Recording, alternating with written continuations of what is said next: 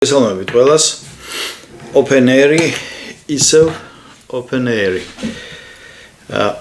ამაში ამ ორგანიზაციაში უბრალოდ ამ თაყრილობაში არაფერი ცუდი არ არის. როცა არის მუსიკა, გემოვნებაზე არ დაობენ ვის მოწონს, ვის არ მოწონს. და არც იმაზე თუ რა კატეგორიის ახალგაზრდობა თუ დასრული ადამიანები იკრიბებიან ნებისმიერი სქესისა თუ ორიენტაციის წარმომადგენლები. ამაში ნამდვილად არ არის პრობლემა, იმიტომ რომ ნამდვილად ეს ის კრიტიკული მასა არ არის, რაზეც შეწუხება ღირს სიმართლე თუ გვინდა რომ ვიცოდეთ. მაგრამ აქ სხვა რამეშია საქმე. მსგავს ორგანიზაციებს და კონკრეტულად open airs იყენებენ ჯერ იყო და რამდენიმე წლის წინ LGBT Pride-ის კვირეულში ჩასვეს და მოწოდება იყო რომ ყველანი ამოდით პრეზერვატივების უფასო დარიგება, რამის ბუჩქები დანომრეს, როგორც სააკაშვილი თუ გახსოვთ რომ ამბობდა ახალგაზრდებს რომ მოუწოდებდა რომ აბა თქვენი ცითო და გამრავლდეთ თუ რაღაც მსგავს სისულელეს ეუბნება და გამრავლებასთან ყველაფერს რომ არაფერი კავშირი არ აქვს, ხო ყველა მიცოდით მაშინაც და ეხლაც. და ამას ყველაფერს კიდე დაუმატეს იმ წინა open air-ზე ვამბობ, ერთ-ერთ წინა open air-ზე, რომელიც რამდენიმე წლის წინ ჩატარდა და ამ ყველა სისულელეს და სიბილწეს დაუმატეს ის რომ ეგრეთ წოდებული კერპი კონდათ დადგეს და ესე იყო დაგეგმილი რომ ესე იგი ამ open air-ის დასრულებისას რაღაც რიტუალს ჩაატარებდნენ და ცეცხლიანად წაეკიდათ. და ჩემს წარმოდგენაში და სხვათა შორის ბევრი თბილისელის წარმოდგენაში და არა მარტო თბილისელის ეს იყო რაღაც მსგავსი ბოფამეტის ფიგურის მსგავსი. რა თქმა უნდა, ხარ რქები არ ქონდა და ჩლიქები და უკან კიდე კუდი, მაგრამ იდეა ეგ იყო და ხომ იცით, მნიშვნელობა არ აქვს გარეგნობას, თავარია შინაარსი. კონტორებით ეს იყო. და მე რაღაც რიტუალები ჩატარებულიყო და ასე შემდეგ და ასე შემდეგ რა. ხო და აი ესეთი ტვინ მოწამლული, უზნეო და ყველა ზღვარს გაცდენილი ეგრეთ წოდებული ტუსოკები ეწყობა ხოლმე, მაგრამ კიდე ერთხელ ვამბობ, ეს თუ არის გართობისთვის და ასე შემდეგ იდარდოს იმის მშობელმა, ვისი შვილიც იქავა. და როგორ მოიქცევა და რა დოზის ნარკოტიკს მიიღებს კიდე და მე თუ მშვიდობი დავრუნდება დილით გამთენიისას სახლში. მაგრამ როცა ამას ეძლევა იდეოლოგიური პლატფორმა, ეს უკვე არანორმალურია და სხვათა შორის რამდენიმე წლის წინ ამ ყველაფერ ამაზრზენს ხელი შეუშალა კონსერვატორების აქტიურმა მოძრაობამ.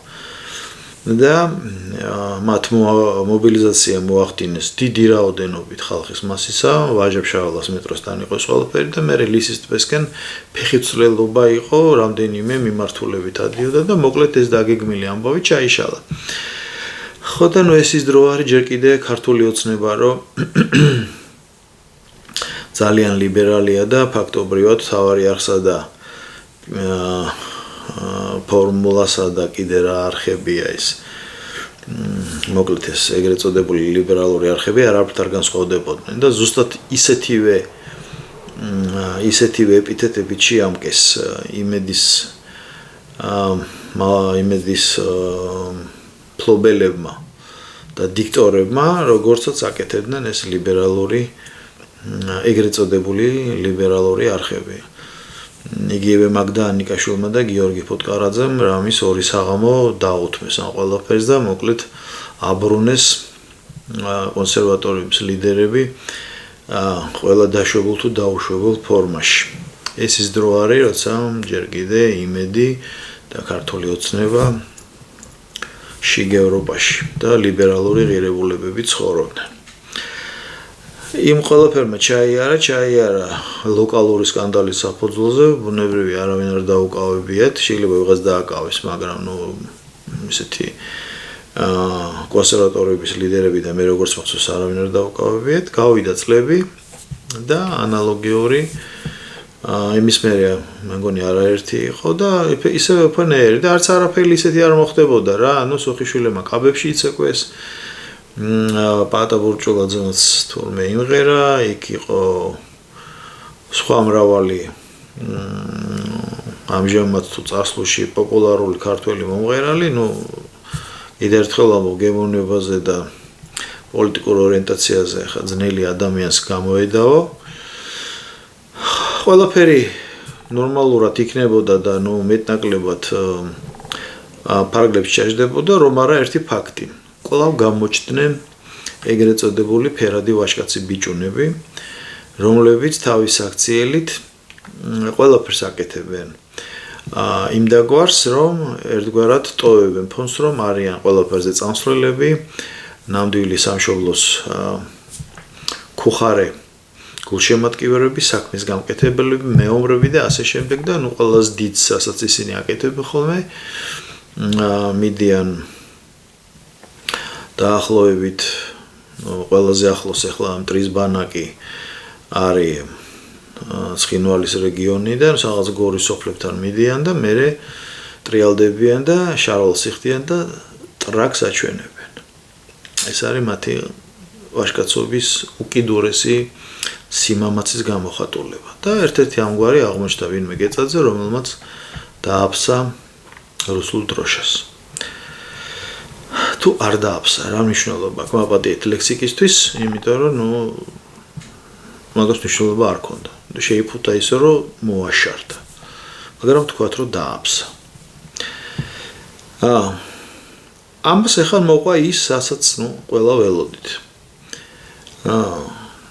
გამოხმაურება ის გააკრიტიკა ბევრმა ქუხარეტაში მოსწყვიტა იქ დარბას რა პირობი დარბას, დარჩნენ კმაყოფილები რუსთაველის აქციების მონაწილეები, რომ ოჯახი ესე უნდა მოქცეულიყვნენ და არ იყო გასული ერთი დღე-ღამე 24 საათი, რომ წამოვიდა ცვენა იქიდან. ლანძღვაგინების. რაც არ იყო გასაკვირი რა. ოღონდ ამჯერად მხოლოდ მარია ზახაროვას დონეზე შემოიფარგლა რუსეთის ფედერაცია. მეტი იმის იქით უკვე დიდად არავის არ გაუკეთებია მკვეთრი განცხადებები, თუ არ ჩათვლით ერთ-ორ გოსდუმის დეპუტატს, სახელმწიფო დუმის. სახელმწიფო სათათბიროს მოდი უფრო ქართულად რო ვთქვა. ამაზე მე არ მინდოდა არაფრის ჩაწერა, იმიტომ რომ ველოდებოდი კონტექსტს. ერთი კვირის ამბავია უკვე თითქმის, ხო? პლუს მინუს. იმიტომ რომ ვიცოდი, რომ იმ ამბების მერე, როცა კონსერვატორებმა ეს მსგავსი აქცია არ ჩაატარებინეს აქტივისტებს, აღარც მეგონა და რეალურად არც იყო, ადიოდნენ, იკრიბებოდნენ, მუსიკა იყო და ყველაზე დიდი ტრაგედია რაც იყო, ოჯახებში ბრუნდებოდნენ განთხრეული კაიფებში. ზოგი ქიმიური პრეპარატით და ზოგი ბალახეული და ზოგი სინთეტიკი და ასე შემდეგ. ყველაზე დიდი დრამა ეგ იყო და კიდევ ერთხელ ამბობ, იდარდოს იმის ოჯახმა, ვისი შვილიც დადის ეგეთ უსოკებზე და იწამლოს თავს. მაგრამ ამჯერად რახან ეს მოხდა და ეს პერფორმანსი დაიდგა, ფაქტი იყო, რომ ეს იყო შეკვეთილი. სახელმწიფო უშიშროებამ უნდა იცოდეს, იმიტომ რომ ყველა მიცის ვინ არის ამ open air-ის დამფინანსებელი, ორი მე ვიცი, ეს არის ხაზარაძე და Coca-Cola, როგორც გამაგრილებელი სასმელების მხარდაჭერით, ფაქტობრივად თემურ ჭყონი. ხაზარაძეც ახლა პიროვნულად კი არა, მაგრამ მე ვამბობ იდეურად და ორგანიზებულად და რაღაც ამდაგვარად. ამ ორი ადამიანის გარდა კიდე ალბათ იქნებიან იქ ხალხი იდეოლოგიური თვალსაზრისი და ფინანსური, თუმცა ამათ დიდი ფინანსური რესურსი ამ ორგანიზებას არ ჭირდება. გასაგები იყო ჩემთვის პირადად, რომ ეს უნდა მოხვედრილიყო რაღაც პერიოდში. რახან წინ ისეთი არაფერი არ უსწრებდა, რაღაც მძაფრი, ან უნდა დამთხოვდა აი ამ სისულელეს ან უნდა მოყოლოდა მაგას, იმიტომ რომ ამ აქციას და აი ამ ეგრეთ წოდებულ პერფორმანს დროშაზე დაფსმას ქონდა ერთი აზრი, თუ ის ჩაჯდებოდა რაღაც კონტექსტში და ზუსტად ამ დღეებში იმ პერიოდში, როცა ეს ოპენერი ჩატარდა, ირკვევა, რომ ამერიკის შეერთებული შტატების ელჩი საქართველოში თურმე ითხოვს თავგამოდებით შეხვედრას ბიძინა ივანიშვილთან. ბიძინა ივანიშვილი ეუბნება უარს. იმიზეზების გამო, რაც ტელევიზიით ითქვა და ამაში არაფერი გასაკვირი არ არის. საკმარისი არგუმენტები იყო, მე მგონი, რომ ყველა ვინც მოვისმინეთ, ალბათ ადეკვატურად გავიგეთ, იმიტომ რომ სახელმწიფოს ყავს ოფიციალური პირველი პირი, რომელიც არის პრემიერ-მინისტრი. შენ საპატიო თავმჯდომარეს თან ადამიანი როცა თამიტომეტეს ამ ხელა სახელმწიფო მოხელე რო ითხოვ შეხვედრას, ეს იმას ნიშნავს, რომ ან გაქვთ პირადი საქმე. ლოგიკურია ხო? ან აღიარებ, რომ სახელმწიფო მართვა არის ამ ადამიანზე, აღიარებ მის ჭდილოვან მხარეს, ან ხას უსმევ არალეგიტიმურობას, იმიტომ რომ მთელ მინისტრთა კაბინეტს, ესე იგი ვერტიკალს გვარცული, არ ხვდები არც საგარეო საქმეთა მინისტრს, არც ადმინისტრაციას პრემიერ-მინისტრს, არც პრემიერ-მინისტრს, როგორც მე ირკვევა თურმე ბიძინა ივანიშვილი და მერაშუაშორი შეხვდება და შემდეგ არა უნდა და ამასთან პიროვნებაზე შეხვედრა. ესე იგი ეს ხო რა პიროვნული მოთხოვნა. პიროვნული მოთხოვნა და მე მგონი ბიძინა ივანიშვილა საკმაოდ კერკეტი პასუხი გაცა, რომ ისედაც დასანქცირებულია და დასანქცირებულს და ასე ვთქვათ შევიწროებულს საერთოდ რა აზრი აქვს აი ამ მდგომარეობაში ამერიკის შეერთებულ შტატებთან ურთიერთობის. და როგორც ჩანს, ეს კონტექსტში იყო. მე ესე გავიგე, რომ გასაგებია დროშაზე დაფსმით ვერაფერი დიდი ვერ დავაშავეთ. უახლოეს მომავალში დროშაზე დავაჯოთ, მაპატიეთ ლექსიკისთვის და მაინც წაკიდებთ რუსებს. ფაქტობრივად ეს მესიჯი იყო რა. რახან ერთმა ვარიანტმა არ გაჭრა, ისე გავაკეთებ და ისე დავამძიმებ და ისე შევფუთავთ, რომ მაინც წაეკიდებით. მაინც წაკიდებთ. მაგრამ ბიძინა ივანიშვილმა რაღაც სიმტკიცე გამოიჩინა და არ შეხვდა. ეს ყველაფერი ბუნებრივი ესე არ ჩაივლის. ეხლა რაღაც stand-by რეჟიმშია გადასული, ხოლზე არის ყველაფერი, ანუ მოლოდინის რეჟიმშია. და სიტუაციის განვითარება დამოკიდებული არის ზოგადი პოლიტიკური ვითარების პროცესების განვითარებასთან. ანუ ეს ყველაფერი მოხდება უნისონში, მაგრამ ეს ესე არ დასრულდება. ჩემთვის ის არის საკვირველი, რომ კიდევ ერთხელ უნდა თქვა, როცა მე არაერთ წინა ჩემს ვლოგში ვთქვი, რომ მიუხედავად იმისა, რომ დონალდ ტრამპი მოვიდა ხელისუფლებაში, ეს ერთმნიშვნელოვნად და ეს ერთპიროვნულად ქვეყანა არ იმართება. შეიძლება ტრამპს რაღაც სხვა სურს, თუმცა მე ეჭვმეპარება, იმიტომ რომ მას ბევრი სხვა დიდი საქმეები აქვს და საქართველო არ ვიცი რამდენად საერთოდ მის ინტერეს სფეროში შედის, ან საერთოდ წარმოდგენაში თუ არის. და ამის დასტური იყო ერთი წერილი მოსალოცი დონალდ ტრამპის მხრიდან და მეორე მარკო რუბიოს მხრიდან ორი განსხვავებული პათოსის წერილი. რამაც დიდი მithქმა გამოიწვია და ასევე დიდი გაურკვევლობა. აქედან გამომდინარე მე როგორც ჩანს არ შევსწავლარ და დაველოდე კონტექსტს თუ აი რა საჭირო იყო ეს ყველაფერი, ეს დროშაზე დაფსმა. ეს ხო ისე არ მომხდარა. და როგორც ჩანს, აი ეს მომენტი იყო ერთი მეორეზე მიყოლებული რა. ზუსტად აი ეს აქციელი, ეს პერფორმანსი დაემთხვა პრეზიდენტისა და საგარეო საქმეთა სამინისტროს სახელმწიფო დეპარტამენტის თავმჯდომარის ორ წერილს მისალოც და პლუს ელჩის აქტიურობას ბიძინა ივანიშვილის მისამართით. და კიდე ერთხელ ვამბობ, ეს ალბათ იყო მუქარა, რომ თუ აი ამ გზით არა გავაკეთებთ უარეს და მაინც წაგკიდებთ. ყველაფერს მეგობრებო, ჩემო მეგობრებო. ყველაფერს უნდა ყველა ქმედება სჭირდება შესაბამისი საფუძველი. და შესაბამისი საფუძველი და პლატფორმა საკმარისზე მეტია საქართველოში და რას გულისხმობ? ზუსტად იმ ახალგაზრდებს, რომლებსაც საერთოდ არასწორი აღქმა აქვთ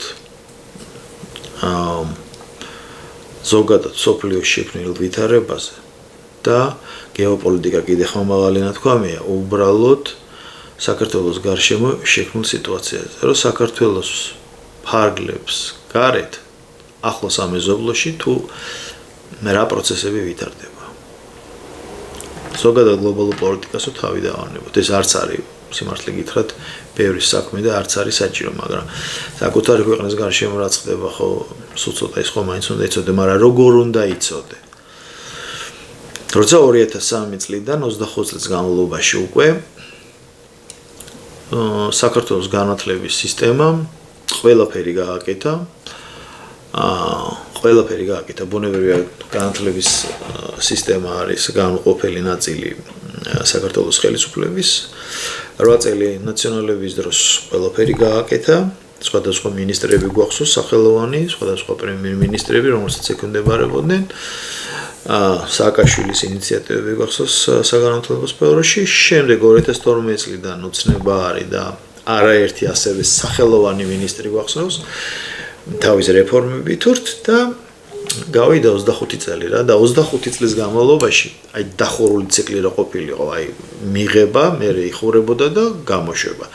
5 ციკლი უნდა გამოსულიყო. წარმოიდგინეთ რამდენი ახალგაზრდა აი ამ 5 წელიწადში და ნუ რეალურად ხო ესე არ არის 25 წელია ხდება ხალხის ჩარიცხვა და 25 წელია მიმდინარეობს ყოველი მომდევნო წლის მერე გამოშვება ხალხის. აი ეს უწყვეტი ციკლია და მივიღეთ ის ხალხი, ვინც აპროტესტებს აბსოლუტურად უსაგნოდ, ვინც თulis რომ საქართველოს ეს საქართველო არ არის და ამ საქართველოს დაცვა არ ჭირდება, იმიტომ რომ თავარი არის პირადი ღირებულებები, პირადი ფასეულობები, თავისუფლება, მის ოჯახში მყოფი წევრებისა და აუცილებლად ცხოველების კეთილდღეობა, რომ არანაირი მნიშვნელობა არ აქვს ბოლოს 21 საუკუნე რა მნიშვნელობა აქვს სქესს, ერს, სულიერ აღსარებლობას, ეროვნულ კუთვნილებას და რა საჭიროა საერთოდ საზღვრები, რა მნიშვნელობა ვისი იქნება დავით გარეჯი. ნუ აფხაზეთი ჩვენი არ არის, მერე რა, ჩვენ ხო ჩავალთ სოხუმში, როცა ომი აღარ იქნება, ისინიც ჩამოვლენ. და აი ესე 25 წელია აი ამ ზნეზე იზრდებოდა მთელი თაობები. ნუ ღმერთმა გადაგვარჩინა, რომ ყველა ესე არ გამოვიდა, იმიტომ რომ ოჯახსაც ასევე დიდი მნიშვნელობა აქვს დამეთანხმებით ალბათ. მაგრამ ხო გამოვიდა რაღაც ნაწილი, ვინც ოფენერზე მიდის და აი მსგავს რაღაცაზე ხელს აწერს. როგორც ვინმე ახალგაზრდა კაცი გეწაწ, რომელიც არ გამიკვირდება, რომ ამერიკის საელჩოსთან არის ატუზული, რომ მიიღოს ვიზა, რომ სასწრაფოდ დატოვოს საქართველო.